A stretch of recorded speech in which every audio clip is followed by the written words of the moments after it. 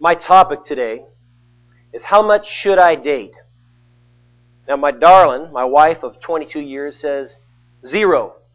I will not be dating. However, this question of how much should I date is extremely important for those that are eligible and single. If they desire to be married, they want to know how much should I date? Now from the beginning, we've got Adam and Eve, and they joined with the opposite sex. Now, of course, dating was a wee bit more simple for Adam and Eve. Yeah, okay, let's see, I'll pick you. It was relatively simple. Today we've got a whole much more choices, options, things going on, distractions, environmental issues that bump into us. But you'll note one thing about Adam and Eve. Though it was a match made in heaven, they still made mistakes. My motivation in approaching this topic is to empower our single people to go through the dating process and come out in a way where they have made good decisions. You think about Samson. Samson in the Bible, it's told that he saw a woman and he says, "Get her for me, for she looks good to me." You know, that decision making isn't something that we should imitate. If you recall, Samson's decision making about women and dating ended up having and making his head shaven and his eyes gouged out. I wouldn't suggest imitating his example. The fact is, there are a lot of negative and positive examples within Scripture that we can look at, and we can improve our process of dating and our decision making. But we have to put all things in context and see where that will show us. I want to be scriptural. I want you to be scriptural when we approach or tell people about the dating process. If you can follow through in a godly process, the way to find a mate, you're going to be pleasing to God. And you're going to find a godly spouse. Now that's my motivation. Again, to empower those single folks to make those godly, those good decisions. My objective is to provide information that's going to keep males and females pure. This is so very critical in this decision-making process about finding a mate. And you think, well, I've been married for so long, and this topic really, I don't know how it's going to apply, because you've got grandchildren, and you've got children, and you've got friends, and everybody practically you're going to meet is going to eventually be in some sort of very close, intimate type relationship. Well, it doesn't mean, again, everybody, but again, a great deal are. I want you to be pure, number one, mentally. The dating process mentally should result in someone focusing on holiness. Consider Philippians 4:8, brethren, whatsoever things are true, whatsoever things are honest, whatsoever things are just, whatsoever things are pure, whatsoever things are lovely, whatsoever things of good report. If there's any virtue, if any praise, think on these things. You want mental purity from the dating process. But not only do I want to see the mental purity, I want the physical purity. A dating process that is godly will result in a body that is uncorrupted, will result in a body that is saved for marriage. 2 Timothy chapter 2, verse 22, flee also youthful lust, but follow righteousness, faith, charity, peace, with them that call on the Lord out of a pure heart. So we want this purity of the mind, and we want the purity of the body, but we also want spiritual purity arising from this dating process. A dating process that is spiritually pure, preserves the soul for your God. Proverbs 28:6, he that trusteth in his own heart is a fool, but he that walketh wisely, he shall be delivered. We want mental purity. We want physical purity. We want spiritual purity. Now I want to explain to you a scenario of today's modern dating process. Bill comes to Joe, says, Joe, says, Sally, she likes you. I've heard this. Joe's thinking, Sally is the hottest girl he knows. And not only that, she's very popular, and she's the hottest girl he knows. So, after a lot of prompting from friends, Joe goes to Sally. Says, how about we go out? Sally's like, yeah, let's go out. Sally's thinking to herself, oh, I cannot believe he asked me out. Said, he is so handsome and popular. Oh, that smile. And so, based on the urgings of friends and all the physical, oh, they're so hot, they're so cute, they begin to go out. That first date is so wonderful. Sally, she looks at Joe, and he came and he picked her up, and of course he brought beautiful white roses for her. And her heart was just like, oh, the emotions were flowing. Then he took her to a very fancy restaurant. And at that fancy restaurant, while they were sitting there, he looked up and says, you're very beautiful. Oh, wow. This is a dream come true. And this is just the start. That night, when Joe takes Sally home, they're getting out, and he, of course, walks her up the steps and doesn't try pushing for a kiss or anything like that. No, he just takes her hand and gently kisses her fingertips and says goodnight. She thinks, what a gentleman. Wow, chivalry is not dead. Well, the relationship goes on. Weeks, months, and the relationships gets more and more physical, more and more hot. Time frame's coming now that Sally's thinking, we haven't approached sex. We've been pure, but you know what? We've been talking about the future, and I know he is the one. Tonight, I'm going to give myself to him. Well, later in the afternoon, one of her friends calls up and says, Sally, I saw Joe the other day, and he was making out with this girl. Sally just doesn't know what to do at first. She's stunned. And of course, she confronts Joe.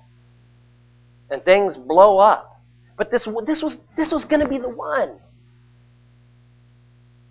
Heartaches result. Pain results. That's a typical story. I mean, you could go something much simpler. Billy and Susie, early grades. Oh, will you be my boyfriend? I'll be your girlfriend. Let's go together. And for a week or so, they'll try to be just like, all the adults they see, and they'll smooch and do all this stuff, or hold hands, and then next week it's Tommy, or Amber, or Heather, or all these different relationships kids go through. Poor dating decisions are prevalent in our society. And it's prevalent for both Christians and non-Christians. Our communities, our churches, they've been scarred by unfortunate dating practices. It is so tragic to see pain in our families, pain amongst our friends, pain amongst acquaintances, pain even for strangers. I hate to see somebody's heart that's broken. My heart's been broken. I remember bawling, honestly, for about 2 weeks over a situation. My heart was torn up. I'm not the only person. Most folks have had their heart broken over some sort of relationship that we've been involved in. There's frustration, there's fear, there's regret sometimes. There's just, you think back and it's like, I'm so angry. You go through this realm of emotions. You go through sadness. But yet when you engage in a relationship, there's supposed to be elation. There's supposed to be joy for your soul. There's supposed to be a comfort and a peace. I know there are a lot of congregations where poor dating practices have led, and we see all these type of pains and frustrations that are discussed, even, again, in these congregations. Now, it's not that the congregations haven't taught purity. And it's not that the individuals themselves have not desired purity. But still we see the frustration, the fear, the anger, the unwed mothers, the unwed fathers, the marital unrest, broken homes, broken marriages, all because of a flawed dating process. That really is the fundamental problem. There is a flaw. There's a fundamental flaw in our modern dating process that leads to a great number of heartbreaks and problems. You know, the practices today of our modern dating process is much like deciding to put 4 brand new flat tires on your car. It just doesn't make sense. It's about as wise as turning off all the lights and then putting your makeup on. It's a flawed process. But yet we keep on doing it because they're doing it and they're doing it and he and she and they are doing it. And so we continue onward, perpetuating flaw. Now, modern day statistics explain a lot about the current dating process. Here's some statistics in regard to the youth. Do you know that the average age a youth begins to date is 13? Yet, today, most folks aren't marrying until their late 20s. Mid and late 20s, not early 20s, mid and late 20s. Yet they begin the process at 13. The average age for those that are under 16, the average length of their relationships is 5 months. For those over 16, the average relationship lasts 2 years. Now start counting. Let's see. I start dating at the age of 13. I'm going to go through a relationship that's only going to last 5 months. How many relationships am I going to go through, and by the time I hit 16, again, 2 years, how many am I going to go through by the time I hit my late 20s? Do you know that the average woman kisses 27 men before she's married? How'd you like to be up at the altar? You're there with the one you love, and all of a sudden all these men start lining up with you. All these one that she gave a little part of her heart. Because remember, how many of these men do you really think that she kissed that she didn't think, this is the one? This is the one. She gave away a part of her heart.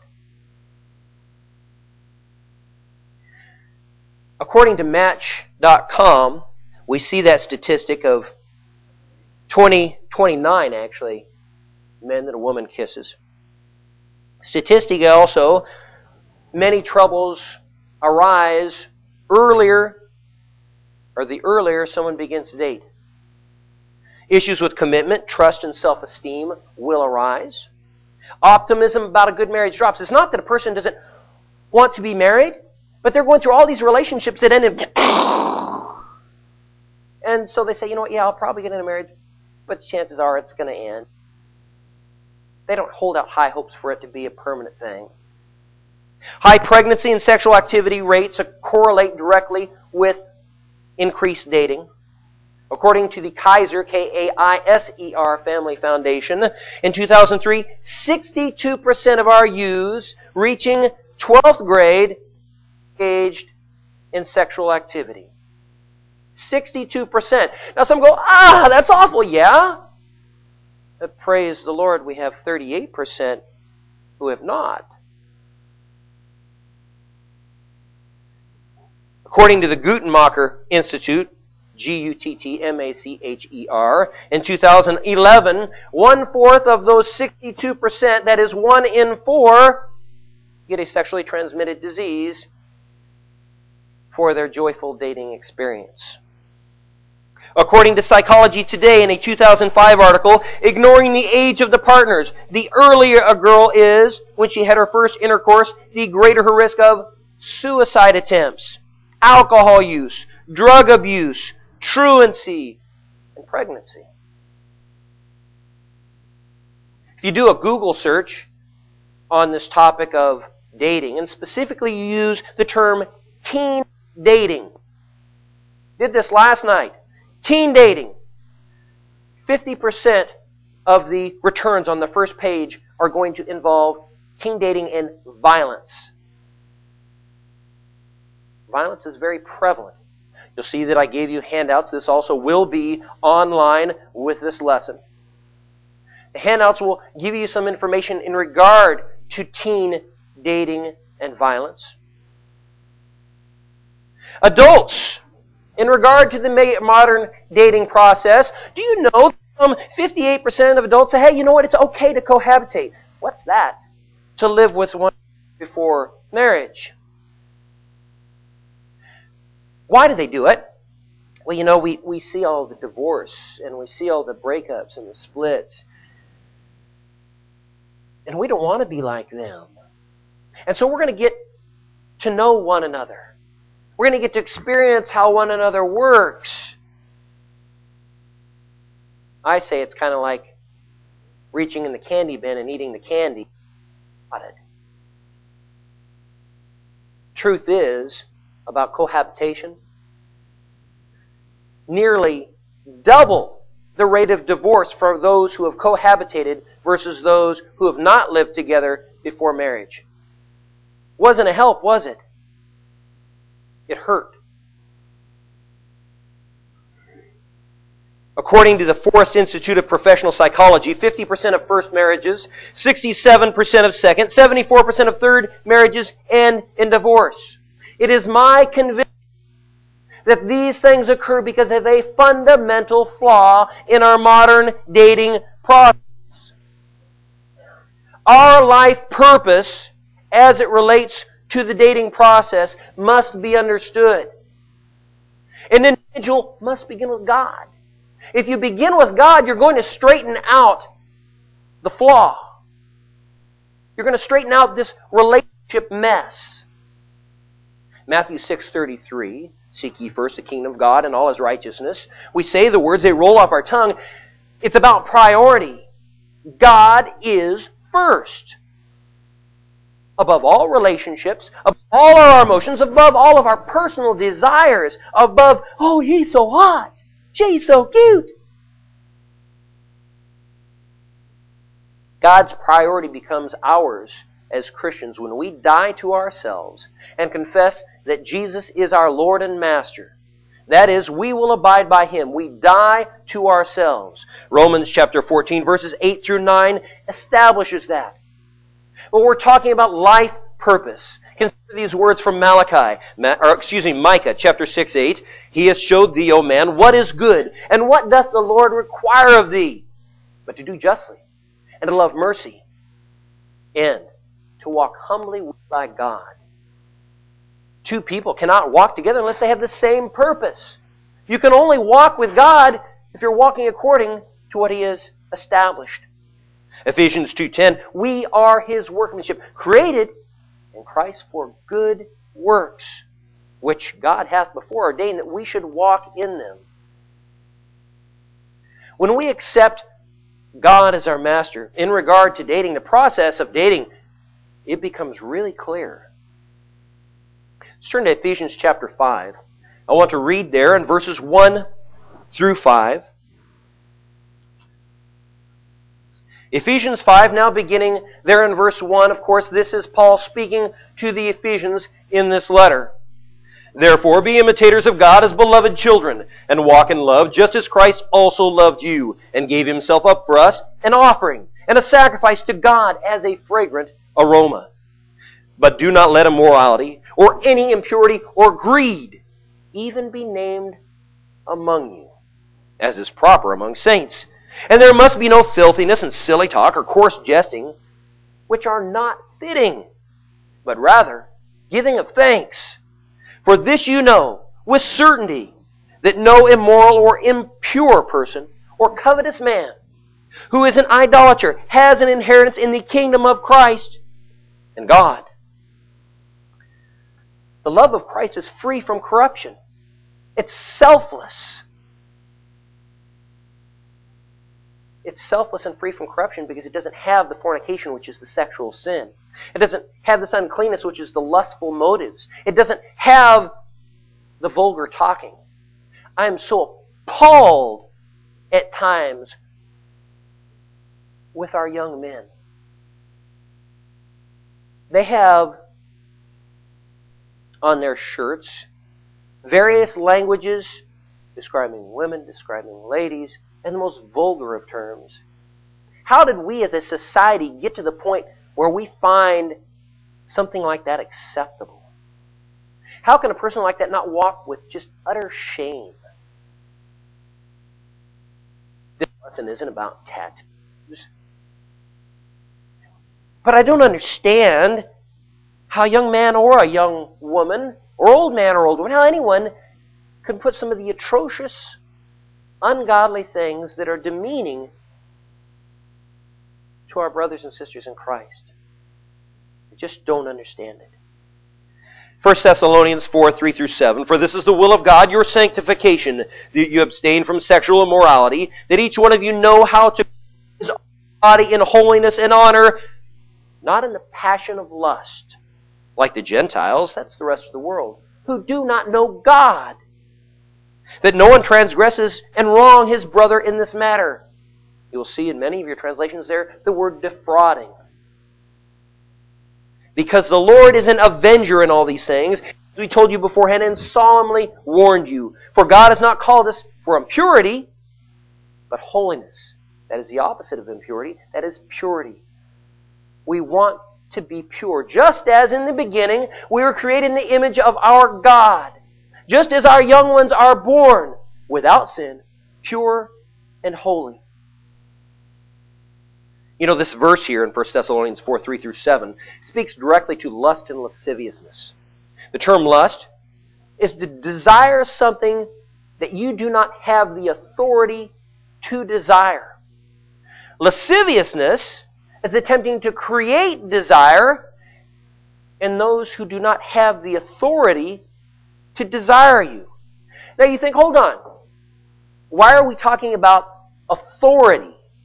What does authority have to do with the terms lust and lasciviousness and dating?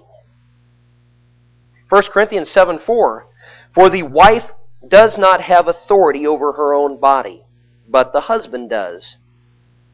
Wow. Likewise, the husband does not have authority over his own body, but the wife does. None but my spouse has the authority to come into intimate contact with me. None. Yet we have folks going out and engaging in intimate activity with someone who's not their spouse. And we're not talking about somebody who's already married, which is a sin. We're talking about folks who have yet to be married.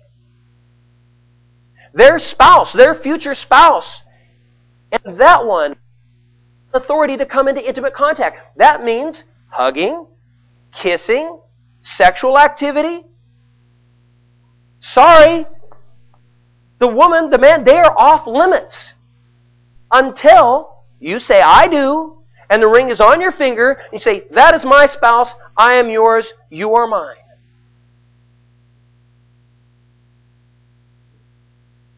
If you're not married, you don't have authority to engage in those activities with someone of the opposite sex.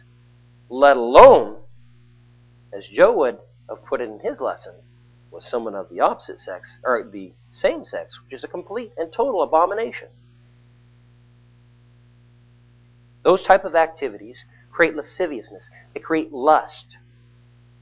When we engage in those items, we're outside of authority. And we're certainly not showing love because we're harming someone. We're bringing them into sin. We all have passions. We all have emotions. Mine go up, mine go down. It's probably typical with everyone. You look at Job. Job was an older man when he stated the following in Job chapter 31, verse 1. It says, I make a covenant with my eyes. Why should then I think upon a maid? Or in other words, why should I look upon the virgin or the young woman? Because he understands that's a passion or an emotion that leads to sin. It leads to lust. He understood these emotions could get him into a whole lot of trouble. Now, our younger people, they've got more emotions and hormones going than a rabbit on carrot juice. They're just, it's hard. This lack of self-control is evident. Scientifically speaking, when a man or a boy look at a woman and find her attractive, their testosterone jumps 14% like that. When a woman is frequently dating a young man, her bodily cycles shorten because her body is saying, genetically speaking, that will increase her chances of getting pregnant. She's not aware these chemical changes are going on, but it's happening. The boy is not aware that, bang, 14% added testosterone, he's already up, especially if he's young, his levels are gone anyway. But it affects him. It affects the decision-making that they engage in. Their decision-making becomes diminished. You know, when you're angry, you do dumb things. Why? Because it's an emotion, and your decision-making capacities are diminished. When you're sad, same thing. When you're aroused, oh yeah, your decision-making goes out the window. You're excited. All these different emotions that we play with. According to a study in the Journal of Behavioral Decision-Making, men whose desire had been aroused were significantly more willing to make immoral and riskier decisions than normal. Now understand, you take two people, whether they are teens, below teens, or adults, and they go out and they put themselves in a situation where they become excited or aroused by a person. Situation where both of their purities are in danger. Specifically from this study, the decisions that these men were willing to engage in meant verbally manipulating or even drugging a woman to take advantage of them. The statistics jump through the roof if they were making that decision in a state of arousal. Even to the point if the woman says, no, I don't want to engage in these activities, 76% of the men said if they could get away with it, they would. A very, very dangerous proposition of passion. You know, the Song of Solomon is a book that is often taught of this king, Solomon, desiring a woman. But I don't believe that's accurate.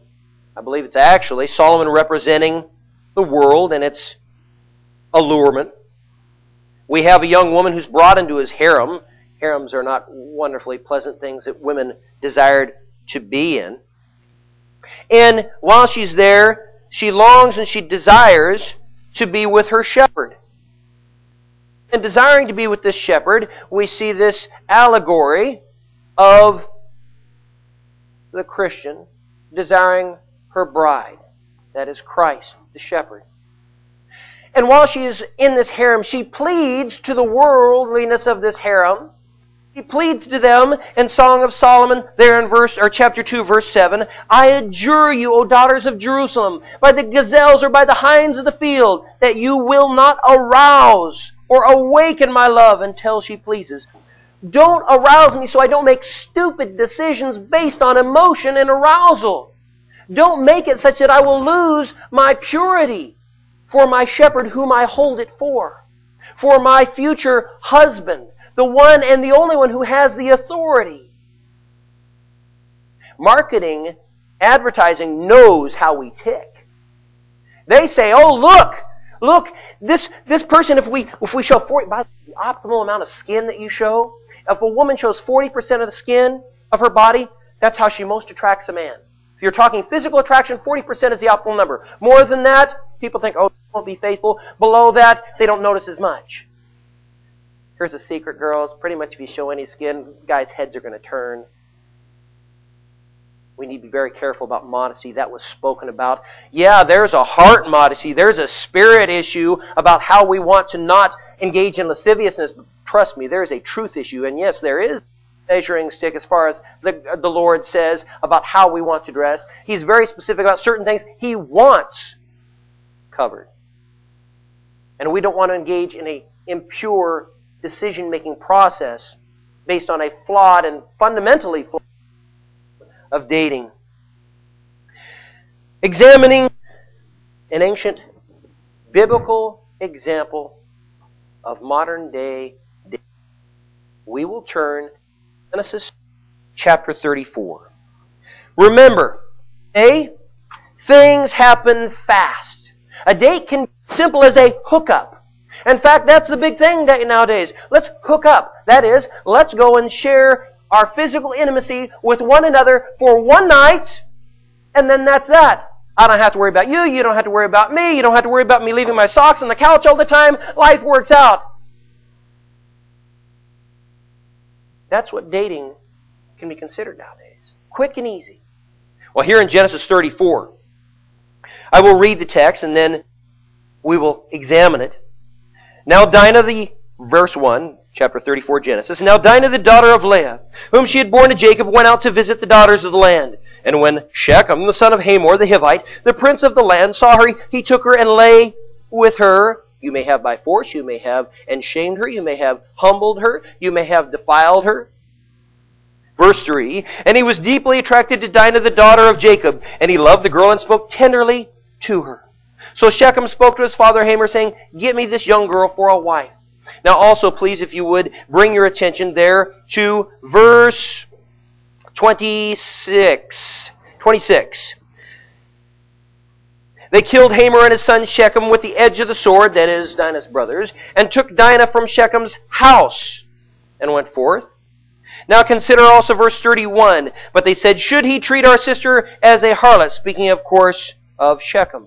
Now let's take all these together and let's go back and walk over what happened. Dinah says, actually Josephus, a Jewish historian, tells us at this time there was a festival going on, a party. And Dinah says, there's a party going on! I'm going to go out with my pagan girlfriends, the people of the land. My pagan girlfriends say, we're going to go to this festival. So they go to the festival, out and about, the girls out on a party night. By the way, at this time, Dinah was historically believed to be between 18 years old. So a teenager, hormones blazing. She gets there. Who's that? He is cute. Shechem, prince of the land. Shechem sees her. Woohoo, she's hot. They go off. They go from people because they get to alone with one another. They're not in the midst of a crowd. He doesn't run and grab her and haul her off, kicking and screaming. And the text says, depending on your translation, defiled her, shamed her, humbled her. Some may have raped her. But the term there reflects a defilement. How would it be that a pure girl, looking out just to have fun with the girlfriends, seeing a guy, working with her emotions and him working with his emotions, going off defiled, she lost her purity. She was defiled. She was shamed by that. I don't hold that this is a forced thing. A great number of commentators, including Keelan DeLuche, Matthew Henry, Jameson, Fawcett, and Brown, a number of others, would follow the same line of thinking. She got carried away with her emotions. He got carried away with his emotions. They left the party to go snog, smooch, make out, pet, and things went on from there. Well, give me more information about this. Well, we read verse 26 there. She didn't go home. She was embarrassed and ashamed. By the way, Shechem had told her he loved her. He takes her to his house. Didn't kidnap her. Took her home. Said, you know what, it's going to be all right. Dad, I love this girl. Get things straight and we'll get married. The brothers, remember from verse 31, they weren't saying anything other than, you know what, he defiled her. He treated her not like a wife. He treated her like some sort of harlot. He raped her. What we have here was foolish and stupid decision-making of two people who are attracted to one another. And oddly enough, that correlates very much to the same thing that happens every single day here in America, except now, quite often, that defilement and that loss of purity isn't looked upon negatively. It's like, woohoo, a notch in the belt for then girls, which is a shame. A godly process for finding your spouse. I do not believe that it is in this inherently flawed modern dating system. I believe that system is inherently sinful. I believe it very unlikely that a person can go through the modern dating process and not be engaged in sin. So we're going to look at something I want to call courting. If you want to continue to call it dating, that's fine. But it's not going to be this modern dating system that we've talked about, that we've really seen examples of in the Bible. Negative examples. Number one, godly process for finding a spouse. Don't live your life looking for a mate. Some people say, oh, I got to get married, I got to get married, I got to get married, I got to get married. Why don't you just be like the Christians in Acts chapter 2, going from house to house, enjoying one another's company, focusing on godly things, looking at Matthew 6:33 again, focusing on God's kingdom, putting Him as your priority. Do that. Surround yourself with godly friends day by day. And guess what? If you surround yourself with godly friends day by day, you're going to activities like lectures and gospel meetings and fun things that, even movie nights at friends' houses. You're going to barbecues, you're going to these things, but you're around godly people. Guess what?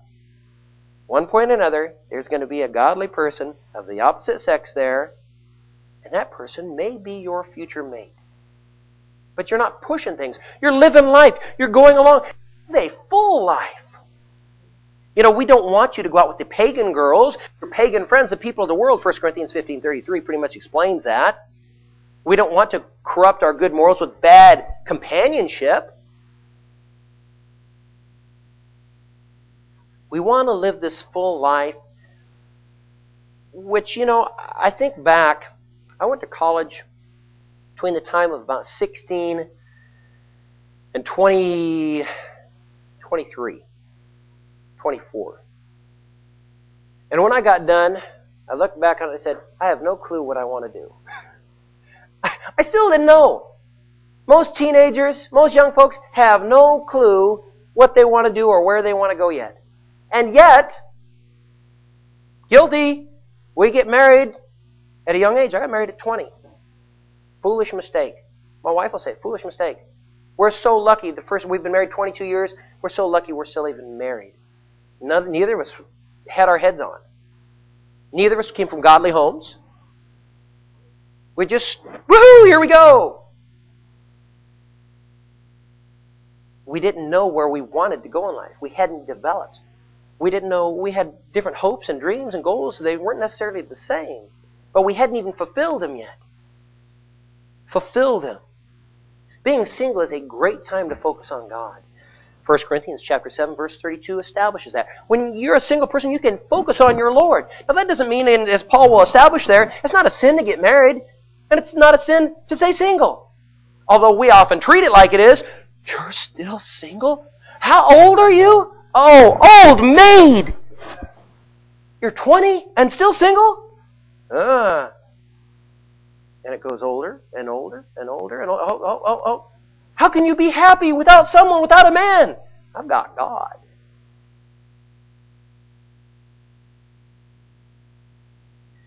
The mate that you are looking for, and you keep your eye out. You're not hunting for them.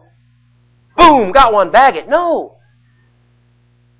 The mate you find is going to be involved in those godly activities. That's the one you want. So first, we don't give up or live our life looking for a mate. We don't give up on that, but we don't live our life looking for the mate. Second, we've got to be prepared. We pray. We ask for prayers. I pray for my children every night. Lord, if they decide they want a mate, find them a godly mate. Through your providence, make certain they find a godly mate. And let them have the patience to wait if it takes a period of time. Ask your family and friends and close adult friends if they think you're ready for marriage. Proverbs chapter 15, verse 22, if you would. Proverbs 15, verse 22.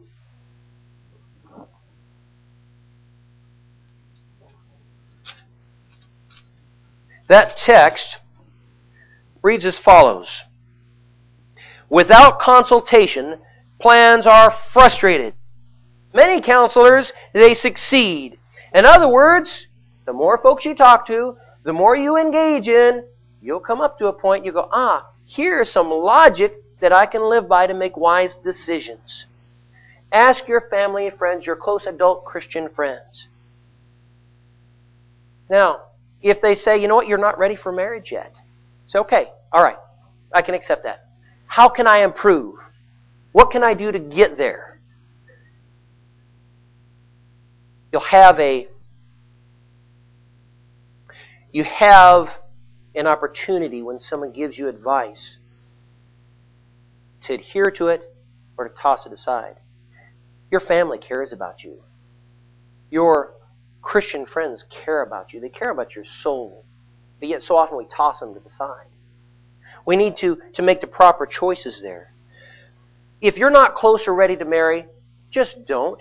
Don't break someone's heart. Don't go through this cycle of flawed dating where you're toying with someone's heart continually. Sometimes somebody's not ready. They are just not ready. Why are you going to play with their emotions when they still have these dreams and hopes and things that they need to accomplish, maturity levels that they need to come to? Why would you force them into something they want? That's selfishness. That's not love. Love doesn't do that. That's not kind. It's the same way around. You don't want somebody playing with your heart, playing with your emotions, breaking your heart when you're not ready for marriage. There is a 3-page outline in the back of the handout, again to be put on the internet, that you have, entitled, a 3-page handout, entitled Preparing for a Permanent Relationship. Highly encourage, when you want to be prepared, you sit down. This is not of my making. There are a couple of things specifically there. One would believe that you're, I think it's put in there, led by the Holy Spirit. Absolutely not. When we think of the Spirit in our lives, we think of the Word. So be careful with that language in there. However, there are items in there in this manual that direct you to ask yourself questions about how you should be prepared for dating. Specifically, there are things that involve the ability to keep a home and maintain possessions. There are questions about your spiritual life. There are questions about your personal hygiene and appearance. There is information about, or questions about fitness and about your exercise, your finances, your personal responsibility, your family life, your intellectual capacities, your future plans, children or not children. And when you're all done and you're going through there, you look back and you go, okay, I've done these, I've filled this out. Would I want to date me? Ask yourself, would I want to date me knowing all that? I'm not ready. Or maybe I'm ready. So you sit down with family next. You sit down with the family and you write down requirements that you want for a mate. You do this before you even get close to that dating process. You say, you know what? Before my passions and emotions and things, I go, ooh, that's the person, yeah. They want them to be tall, yep, dark, handsome, okay, yeah. No. You go back and you write down your requirements long before you start thinking about this stuff. So then when you get in the, you're like, oh, I think that's the one. Okay, let's go back to my requirements of what in a man or a woman. Nope, can't do that. Passages to help in regard to this, Proverbs 31 about the godly woman, excellent passage to look at. 1 Corinthians 13, 1 through 7, specifically information in there in regard to love and things you want to look for in a future spouse. Galatians 5, 22 through 23, the Spirit. That's what you want to see characterized in their lives. 1 Timothy 3, chapter 3 and 5, and Titus chapters 1 through 2. If the person is a Christian, answer, no, you can't marry him. No, absolutely not. 2 Corinthians chapter 6, verse 14. 1 Corinthians chapter 7, verse 39. Do you know that only 2 out of 10 people that that a person marries and say, well, he's not a Christian yet, she's not a Christian yet, but she will be. 2 out of 10 people will become a Christian. That means 80% of the people when they say, oh, I know I'll change, are wrong. My family was a family where I had a Christian stepmother, broken family beforehand, yeah, flawed dating process. Christian mother, father who wasn't. It was a battle every Sunday or Wednesday or gospel meetings for us to go. Dad said, you got to work. You got things to do. What are you doing? The moral issues. I don't want to believe that. What are you talking about? This is whatever you want. We have problems when we have that type of situation. Christian, not a Christian, no way. If the person is a Christian, and you're like, okay, I can date him, right? No. They need to be a faithful Christian. You can date a faithful Christian.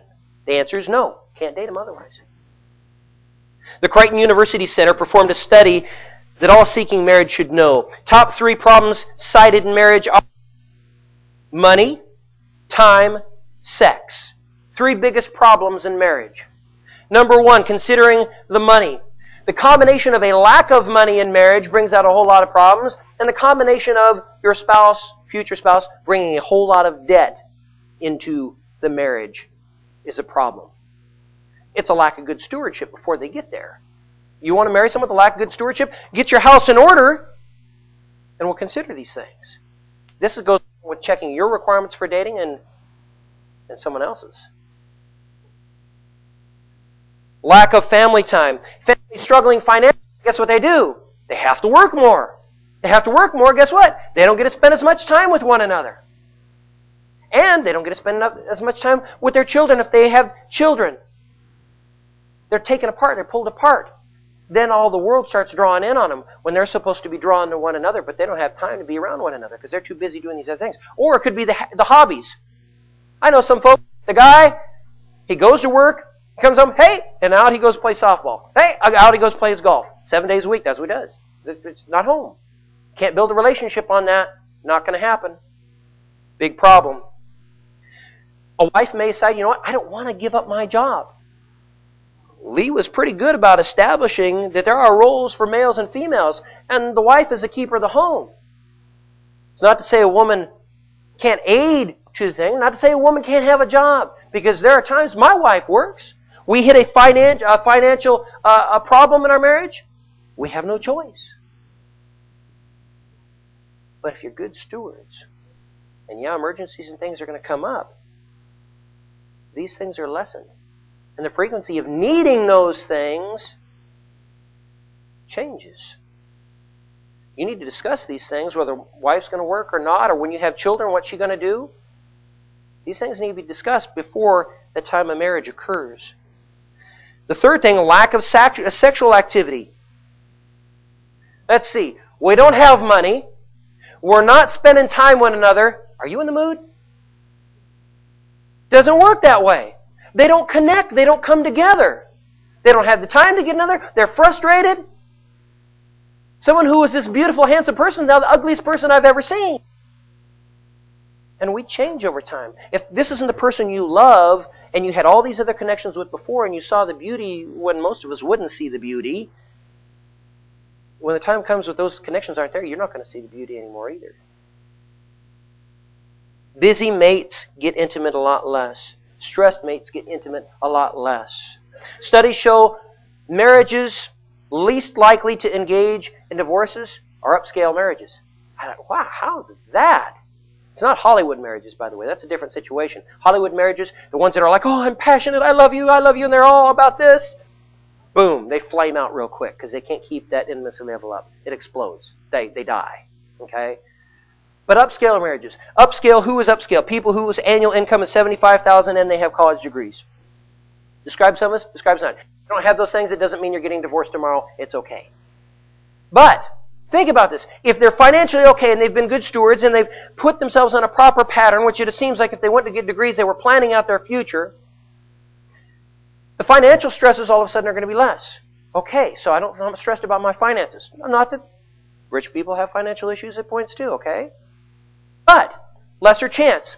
And because they're better off, mom says, you know what? I want to take care of my home and I want to have my interest for my husband, as Genesis would put it. And I want to have interest in raising my babies and being around my babies. One of the greatest, most terrible, awful things for my darling wife is through financial issues over the years, because we weren't good stewards, she hasn't been able to be home to take care of those babies. Broken her heart. Just breaks. But in this situation, mom gets to be home, so now the family's happy, gets to spend time with the family. Husband comes home, they get to spend time. Guess what? You're happy financially, you're happy in the home because you're spending time together. You're going to be happy in other ways. And that leads to a better atmosphere and consequently less divorce. Being prepared for marriage increases the chance of a long and happy marriage. Third thing, in the proper dating process, act appropriately when you think you found the right person, when you found the right one, the future spouse. Ladies, this means you don't go in, well, you go out with me if you're young, or, trying to come up and very direct with him and saying, okay, let's go out, let's go on a date. Don't take the active role. Let him be the leader. If he's the leader, if he is the man, then he'll be the man and the leader of the home later. But if you're going to take the leadership role. He don't know what to do. And guess what? If you're going like, well, why is he not noticing me? Guys will notice. But if they ain't got the gumption or the leadership to come to you, then that likely is going to continue on in life. Men, approach the Father and be respectful of his choice. My daughter is not ready for marriage, or my daughter, this is not going to work.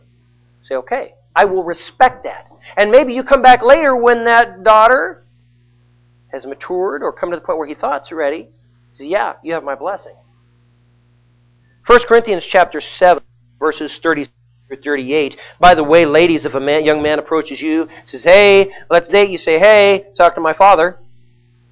1 Corinthians chapter 7, there in verse 36. But if any man thinks that he is acting unbecoming towards his virgin daughter, if she should be of full age, and if it be so, let him do what he wishes. He does not sin, let her marry. That he who stands firm in his heart, being under no constraint, but has authority of his own will, and has decided this in his own heart to keep his own virgin daughter, he do well. In other words, the decision resides with dad, and a Christian respects the leader of their family, who is the father. He says, you know what, I love you. I have a 15-year-old daughter. I love my daughter. She's my first child. I wanted a daughter before then. I wanted another daughter, not a son. I got over it. I said, I'm so thankful for a son. I love my son. My son's awesome. But I thought I wanted lots of daughters. Now my daughter's 15. I'm like, But my daughter's pure and godly and holy. And I'm very, very proud of my daughter. And I'm protecting her purity. And I'm protecting it because I want grandchildren. I want her to get married at some point. I'm looking forward to it, but not right now. And then not till she's ready. And not unless it's going to be a pure process. And any young man who comes to me and I don't see that it will be a pure process, I'm saying, I'm sorry, that's not going to occur. That's not going to happen. Don't follow Shechem or Samson's lead and focus on the appearance. Physical attraction, it comes and it goes.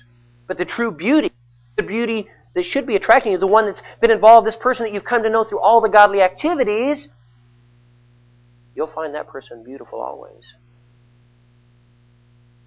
Studies show that relationships that are physically on fire are based on attraction. Again, they flame out. That's the Hollywood romance.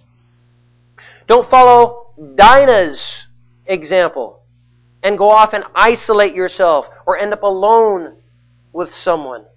Your family and your godly friends play a very important role for this. This isn't having little brother going in the back seat acting as the third wheel, and you go somewhere and here, go do this, and then you got to have the time alone. Oh, no.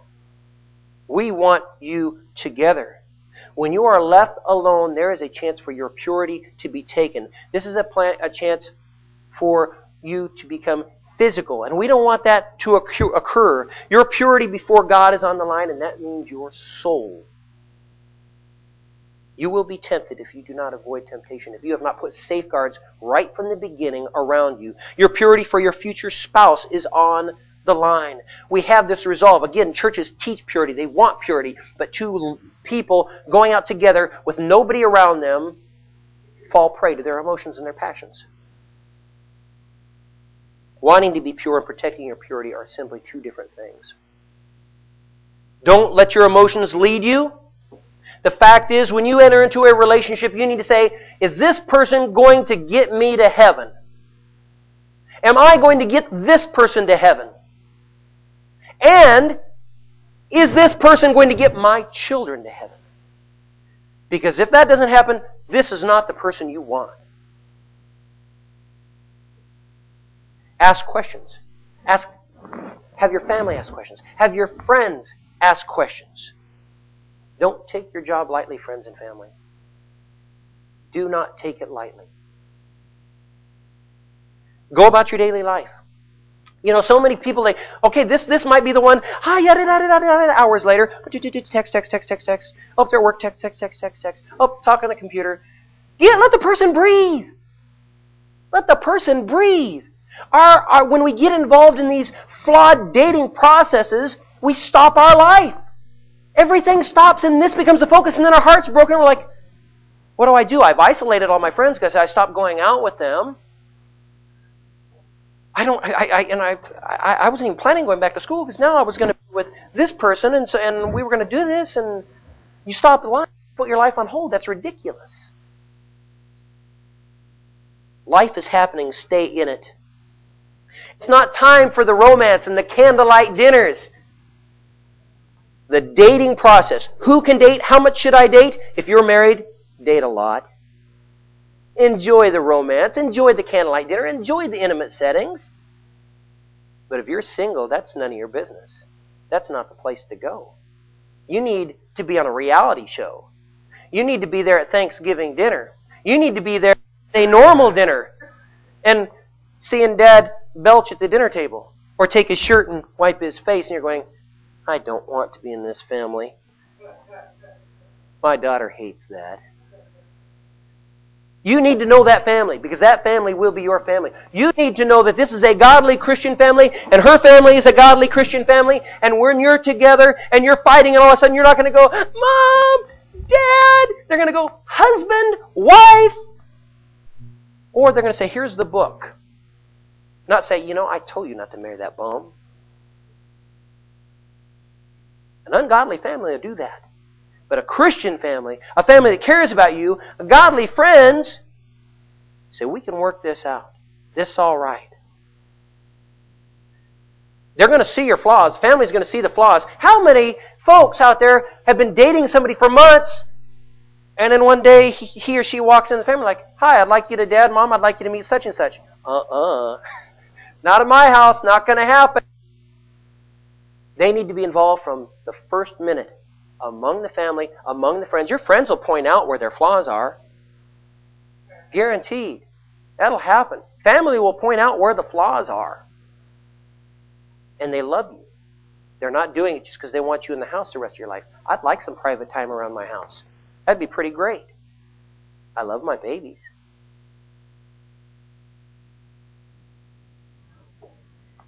The time for romantic dating is when you are married. Modern dating, it is flawed.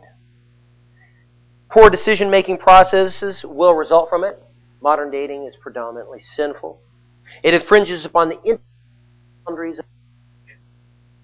It damages individuals mentally, physically, spiritually. It results in high divorce rates. Dating laws have come about due to a lack of understanding of our life's purpose. Man says, God, you stand over there in the corner. I got this.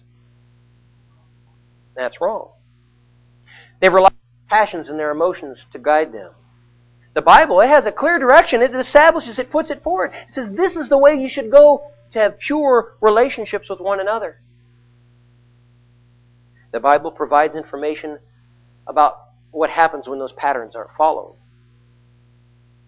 Now, a godly process of dating involves the three key items we spoke about. Living a life focused on serving God rather than trying to find a mate and making that your focus. Being prepared for a permanent relationship. And then acting appropriately if you found the right person to be your future spouse. When these items are under, the question of how much I should date becomes really, really easy. A godly person, number one, puts away modern dating. A godly person only dates once they're married. And before then, a godly person engages in courtship. Courtship doesn't involve all the physicalness, all the flawed dating patterns of the modern dating system. Therefore, if it comes along and you realize as the courting process has gone along, this isn't right, your heart doesn't get near the pounding. And even if it does, you haven't lost your purity. And so that future spouse, wherever they are, is going to find you that pristine and perfect person. That first person you kiss, that first person that you engage in that intimate contact with, that will never go out of your mind. It'll always be there. Problem is, if it wasn't your spouse, that memory doesn't go away.